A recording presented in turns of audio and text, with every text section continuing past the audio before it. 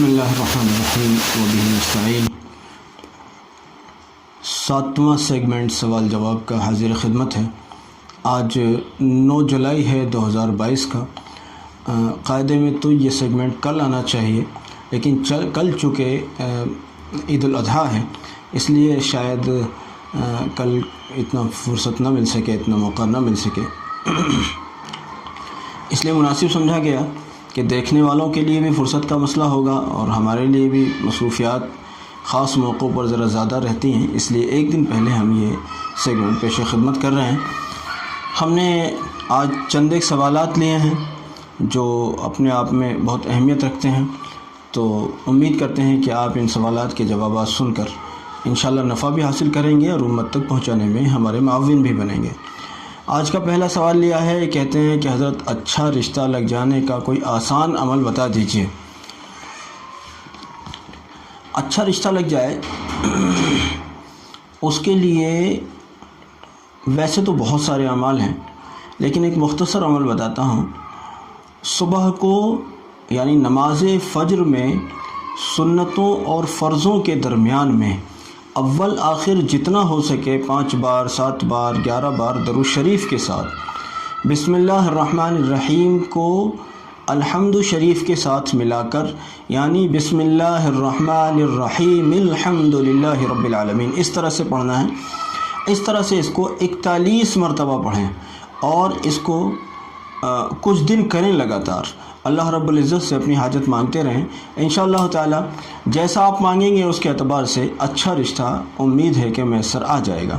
اور صرف یہ رشتے ہی کے لیے یہ عمل نہیں ہے، بلکہ اور بھی کوئی جائز حاجت اگر ہو تو اس کے لیے بھی کوئی اس کو پڑھنا چاہے تو پڑھ سکتا ہے۔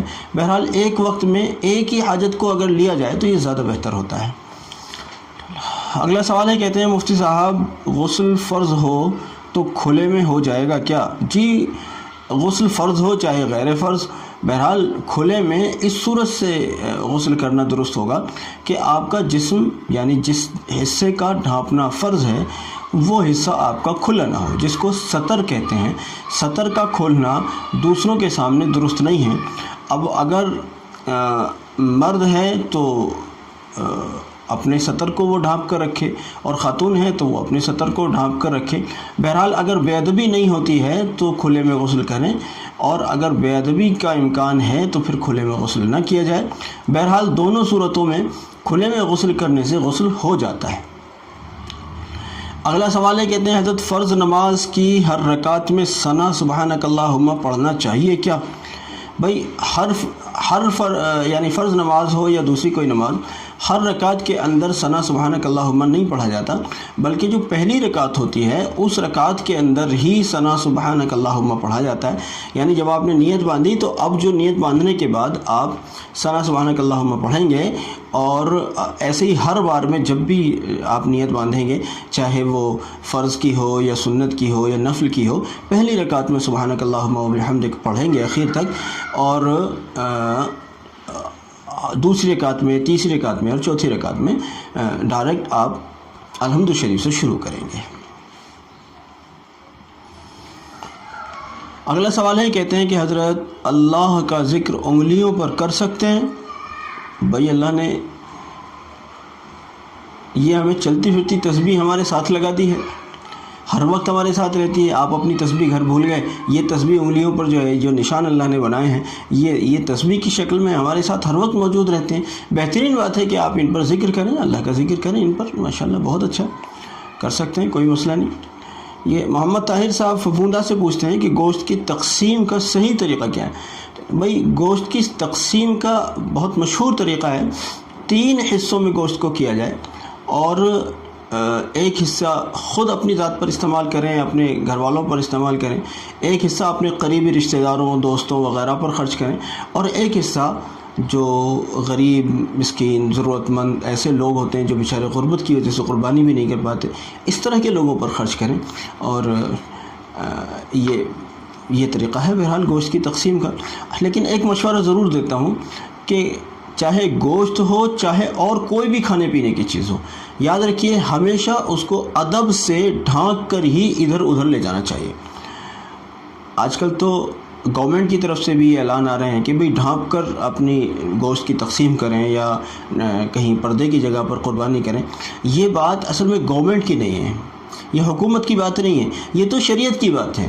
شریعت میں اس بات کو پہلے ہی سے رکھا گیا ہے کہ بھئی جو کھانے پینے کی چیزیں ہیں ان کو ادھر سے ادھر کہیں منتقل کرنے کی ضرورت پڑے، چاہے وہ گوشت ہو یا کچھ اور ہو، کوئی بھی چیز ہو اے ٹو زیڈ، تو کوئی بھی چیز ہے اگر آپ اس کو منتقل کرتے ہیں ادھر سے ادھر تو اس کو ڈھانپ کر ہی لے جائیں، یہاں تک کہ آپ دودھ لے جا رہے ہیں، آپ کھانا لے جا رہے ہیں، گوشت لے جا رہے ہیں، کچھ بھی لے جا رہے ہیں، بہرحال ڈھانپ کر ہی ادھر ادھر لے جائیں۔ کل عید الاضحیٰ ہے، میرا مشورہ یہ رہے گا کہ آپ اگر گوشت کسی کو دینے جا رہے ہیں اپنے دوست احباب میں یا غریبوں کے محلے میں یا کسی غریب آدمی کو یا کسی کو بھی بہرحال، تو اس کو ایسے طریقے سے لے جائیں جو کسی اپنے کی بھی نگاہ نہ پڑے نہ کسی پرائی کی نگاہ پڑے، کیونکہ کھانے پینے کی چیزوں کے ذریعے سے کئی بار نظر لگ جاتی ہے اور پھر نظر اترواتے پھرتے ہیں لوگ اور پتہ نہیں پھر اس کے لیے کیا کیا دو کرتے ہیں۔ بہرحال تین حصوں میں اس کو تقسیم کریں۔ طاہر صاحب کہتے ہیں کہ ہمارے گھر میں سخت مصیبتوں کا سلسلہ ہے، ایک مصیبت ٹلتی نہیں کہ دوسری موجود ہو جاتی ہے۔ بھئی گھر کے اندر اللہ کا ذکر کثرت سے کریں، جتنے بھی لایانی گھر میں ہو رہے ہیں، آپ کو پتہ ہوگا آپ کے گھر میں کیا ہو رہا ہے، لایانی کو ختم کریں۔ جو خراب کام ہو رہے ہیں جیسے میوزک ہے یا اور اس ٹائپ کی کوئی چیز ہوتی ہو تو ان کاموں کو ختم کریں، صدقہ، زکوٰۃ، خیرات وغیرہ کثرت سے کریں اور اللہ کا ذکر کثرت سے کریں۔ اللہ کے اذکار میں، اللہ کے ذکر میں ایک مختصر ذکر میں بتاتا ہوں کہ اپنے گھر میں یا قہارو، یہ اللہ کے ناموں میں سے ایک نام ہے، یا قہارو کو کثرت سے پڑھیں، اور جب پڑھا کریں تو اپنے گھر وہیں بیٹھ کر چاروں طرف ایسی چھو کر دیا کریں، ایسی چھو چھو چھو چھو چاروں طرف ایسی، یہ تصور کرتے ہوئے کہ ہم اپنے گھر کے چاروں کونوں کے اندر دم کر رہے ہیں، اور اس سے انشاءاللہ ہمارے گھر کی جتنی بھی بلائیں ہیں، مصیبتیں ہیں، جو بھی ہیں، وہ سب اللہ کے فضل سے بھاگ جائیں گے۔ اور صدقہ ضرور دینا چاہیے کہ صدقہ بلاؤں کو کھا جاتا ہے۔ گھر میں قرآن ضرور پڑھا جائے، اللہ کا ذکر ضرور کیا جائے، صدقات ضرور دیے جائیں، خواتین پردے میں رہیں، نمازوں کا اہتمام کیا جائے، پھر آپ دیکھیے گا انشاءاللہ آج وہی گھر جس میں مصیبتوں نے ڈیرا ڈال رکھا ہے، کل وہی گھر انشاءاللہ رحمتوں اور راحتوں کا مسکن بن جائے گا۔ اللہ کا ذکر بہت بڑی چیز ہے، اصل میں لوگوں نے سمجھا نہیں اللہ کے ذکر کو، بڑی عظیم چیز ہے۔ اللہ کے ذکر کو سمجھو بھی اور اس کو کرو بھی۔ حیا کائنات صاحبہ کہتی ہیں گورکھپور سے، کہتی ہیں ذی الحجہ کے روزے کتنے ہوتے ہیں؟ بھئی آج کا روزہ آخری ہے، آج 9 ذی الحجہ ہے، آج کا روزہ آخری ہے، 9 روزے رکھنے چاہیے تھے۔ جن لوگوں نے رکھے ہیں خوش نصیب لوگوں نے ماشاءاللہ، چاند دیکھنے کے بعد جیسے آج رات میں چاند دکھا ہو تو کل صبح سے یعنی 1 ذی الحج سے لے کر 9 ذی الحج تک روزے رکھنے چاہیے۔ آج چونکہ 9 ذی الحج ہے اس لیے جو لوگ رکھ رہے تھے ان کا آج کا آخری روزہ ہے، اور کل ابھی ایک صاحب کا فون آ رہا تھا، وہ کہہ رہے تھے کہ کل روزہ رکھنا ہے۔ بھئی عید کے دن یا عید چاہے وہ عید الفطر ہو چاہے عید الاضحیٰ، عید کے دن کا کوئی روزہ نہیں ہوتا۔ البتہ عید الاضحیٰ میں صرف اتنا رہتا ہے کہ جب آپ عید گاہ جائیں تو کچھ کھا کر نہ جائیں، بس اتنا رہتا ہے۔ لوگ اس کو روزہ سمجھ بیٹھے ہیں، وہ روزہ نہیں ہے، اس کو روزے کا نام دینا بھی درست نہیں ہے، وہ روزہ نہیں ہے۔ بہرحال بس یہ ہے کہ اس درمیان میں کچھ کھانے کے لیے منع کیا گیا ہے، اور یہ حکم بھی مردوں کے لیے لاگو ہوتا ہے، کیونکہ مردوں کو عیدگاہ جانا ہوتا ہے۔ بہرحال مرد حضرات عیدگاہ جب جائیں تو کچھ کھا کر نہ جائیں، بس اتنی سی بات ہے، اس کو روزے کا نام نہیں دیا جا سکتا۔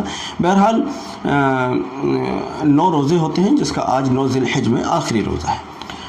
اگلا سوال ہے، کہتے ہیں کہ کیا اسکول کی کاپی پر جاندار کی تصویر بنا سکتے ہیں جیسا کہ اسکول ٹیچر نے بولا ہے؟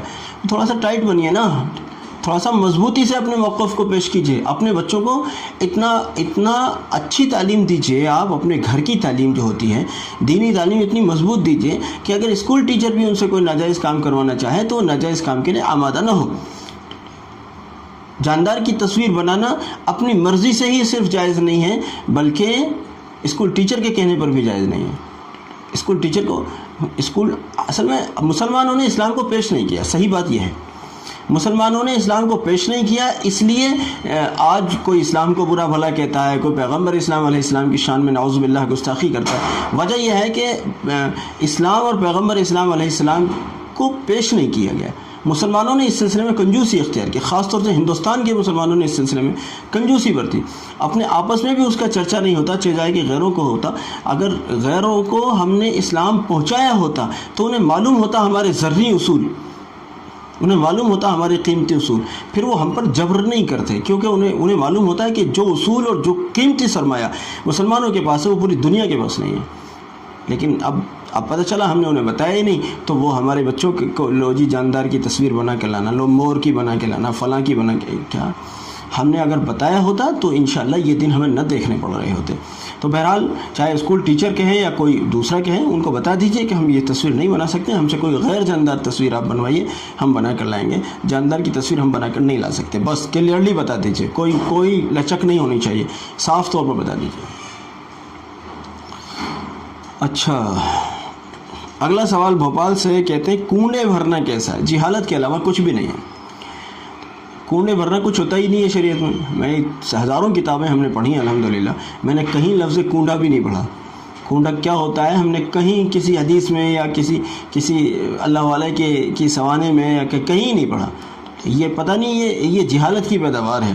یہ اصل میں ہمارے معاشرے میں کچھ بے پڑھے لکھے صوفی پیدا ہوئے، اور انہوں نے جتنا تصوف کو جو بھی تھوڑی بہت ان کو ہوا اگر لگ گئی ہوگی، اسی کو انہوں نے دین سمجھ لیا۔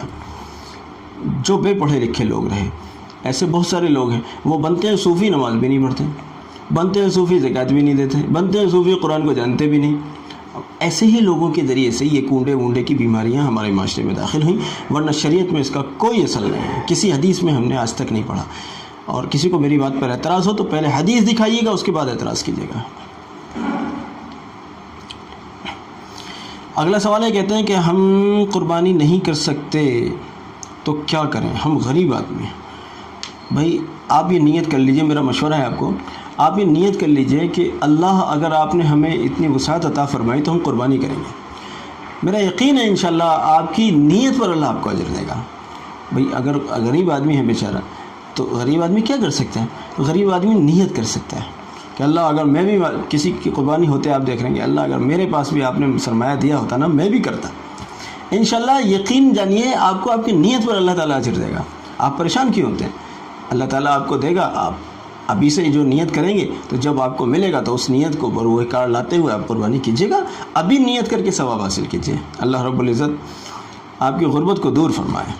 عالیہ صاحبہ مہاراشٹر سے کہتی ہیں، حضرت جب میں نماز پڑھتی ہوں تو کوئی چیز سامنے رکھ لیتی ہوں تاکہ کوئی آگے سے گزرے تو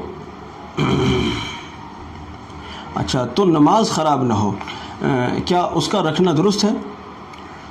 بھئی پہلے تو یہ سمجھ لیجئے، لوگوں میں یہ غلط فہمی ہے کہ اگر نماز کے سامنے سے کوئی، نمازی کے سامنے سے کوئی گزر جاتا ہے تو نماز خراب ہو جاتی ہے۔ لوگ ایسا سمجھتے ہیں۔ بھئی نماز خراب نہیں ہوتی، البتہ نمازی کے سامنے سے گزرنا گناہ ہے۔ اگر کوئی بندہ آپ کے سامنے سے گزر جاتا ہے تو آپ کی نماز پر کوئی فرق نہیں پڑا، لیکن نمازی کے سامنے سے گزرنا یہ اس گزرنے والے کے لیے گناہ ہوا۔ پہلے یہ بات کلیئر ہو جائے۔ پھر بہرحال یہ جو آپ کوئی چیز اگر ایسی رکھ رہے ہیں جس سے وہ شترے کا کام کرے اور جو ہے کوئی گزرنا چاہے تو وہ گزر جائے اور وہ یہ اس گناہ سے وہ بچ جائے، بہت اچھی بات ہے۔ پہلی کوشش ایسی کرنی چاہیے کہ ایسی جگہ نماز پڑھنی چاہیے جہاں کسی گزرنے وغیرہ کا راستہ نہیں ہونا چاہیے۔ لیکن بعض گھروں میں چلو نہیں بھی ہوتا ایسا، تو کوئی چیز آپ ایسا رکھ رہے ہیں تو بہت اچھا کام کر رہے ہیں۔ اس سے اگر کسی کو گزرنے کی ضرورت ہوگی تو کم سے کم وہ گزر بھی جائے گا اور گناہ سے بچ جائے گا۔ اگلا اور آخری سوال ہے، کہتے ہیں کہ قربانی کا گوشت غیر مسلم کو بھی کھلا سکتے ہیں؟ بھائی بہت اچھی بات ہے۔ غیر مسلموں کے ساتھ ان کی شادیوں میں جاتے ہیں، ان کے بیاہ میں جاتے ہیں، ان کے ساتھ کاروبار کرتے ہیں، اور جب آپ کے یہاں ماشاء اللہ کی دی ہوئی نعمت گوشت کی موجود ہے تو آپ انہیں کیوں نہیں بلاتے ہیں؟ بلائیے ان کو۔ میں کہتا ہوں کہ غیروں کو قریب لا کر ان کو اپنے عمل سے حق کو سمجھائیے۔ قربانی کا گوشت بھی کھلائیے، بہت اچھی بات ہے، بلکہ شوق سے کھلائیے۔ میں بتاتا چلوں کہ اب سے پہلے ہمارے کچھ غیر مسلم پڑوسی ہوا کرتے تھے، عید الاضحیٰ کے موقع پر ہم اپنی استطاعت کے مطابق ان حضرات کو بلایا کرتے تھے اور اپنے ساتھ بیٹھ کر ان کو اپنے دسترخوان پر کھلایا کرتے، اور وہ بھی ماشاءاللہ چونکہ اچھا تعلق تھا تو وہ بھی خوش ہو کر بیچارے کھا کے جاتے تھے۔ ہمیں بھی خوشی ہوتی تھی کہ ہمارے دسترخوان پر کسی نے کھانا کھایا، اور وہ بھی خوش ہوتے تھے، لو بھائی ہمیں گوشت کھانے کو ملا۔ یہ لوگ بہت شوقین ہوتے ہیں۔ ہمارے لوگ تو الگ انداز کا شوق رکھتے ہیں، یہ لوگ الگ انداز کا شوق رکھتے ہیں۔ اگر ان لوگوں کو مل جاتا ہے تو یہ خوش ہو کر کھاتے ہیں ماشاءاللہ۔ تو بہرحال ان کو کھلایا جائے۔ آپ کے اللہ کی دی ہوئی نعمت گوشت کی موجود ہے، آپ غیر مسلم ملنے جلنے والوں کو بھی کھلوائیے۔ نہیں کھلوا سکتے ہیں ان کے گھر پہنچا سکتے ہیں، گھر پہنچا دیجیے۔ بہرحال بہت کسی تکلف کے بغیر جائز ہے۔ اللہ رب العزت ہماری اس کاوش کو قبول فرمائے اور اس کو ذریعہ آخرت بنائے. وما توفیق الا باللہ.